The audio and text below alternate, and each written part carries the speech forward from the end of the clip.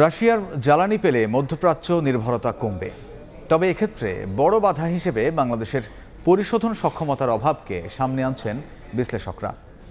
এদিকে রফতানি মন্দার কঠিন সময়ে জ্বালানি নিয়ে দুশ্চিন্তায় থাকতে চান না শিল্প উদ্যোক্তারা। এস.এম. আরেফিনের রিপোর্ট। বিশ্বে প্রতিদিন ১০০ মিলিয়ন ব্যারেল জ্বালানি চাহিদার বিপরীতে রাশিয়ার উৎপাদন প্রায় ১০ মিলিয়ন ব্যারেল, অর্থাৎ ১০% তেলের বাজার নিয়ন্ত্রণ করে মস্কো, যার সিংহভাগেরই ক্রেতা চীন, ভারত সহ এশিয়ার দেশগুলো। তবে বাংলাদেশের অপরিশোধিত জ্বালানি তেলের চাহিদার প্রায় ৭০% যোগান মেটায় সৌদি আরব ও আরব আমিরাত সহ মধ্যপ্রাচ্য। কিন্তু ইরান যুদ্ধে দেশগুলোর উৎপাদন ব্যাহত ও হরমুজ প্রণালী বন্ধে তৈরি হয়েছে সংকট। এমন অবস্থায় শিল্পে জ্বালানির নিরবচ্ছিন্ন সরবরাহ নিয়ে দূরদর্শী পরিকল্পনা চান উদ্যোক্তারা।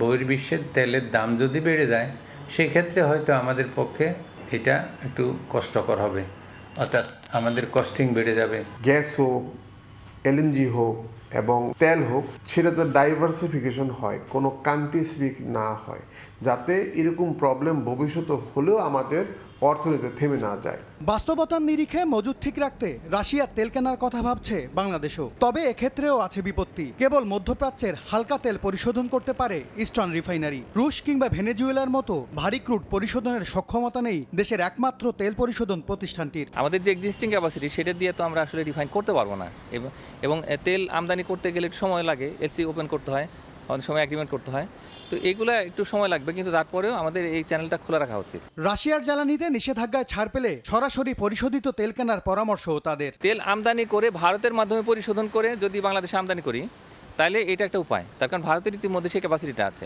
বিপিসির তথ্য, ২০২৪-২৫ অর্থ বছরে ৪৭ লাখ টন পরিশোধিত জ্বালানি তেল আমদানি করেছে বাংলাদেশ। বিপরীতে এসেছে ১৫ লাখ টন অপরিশোধিত তেল। এম.এস. আরিফিন, সময় সংবাদ, ঢাকা।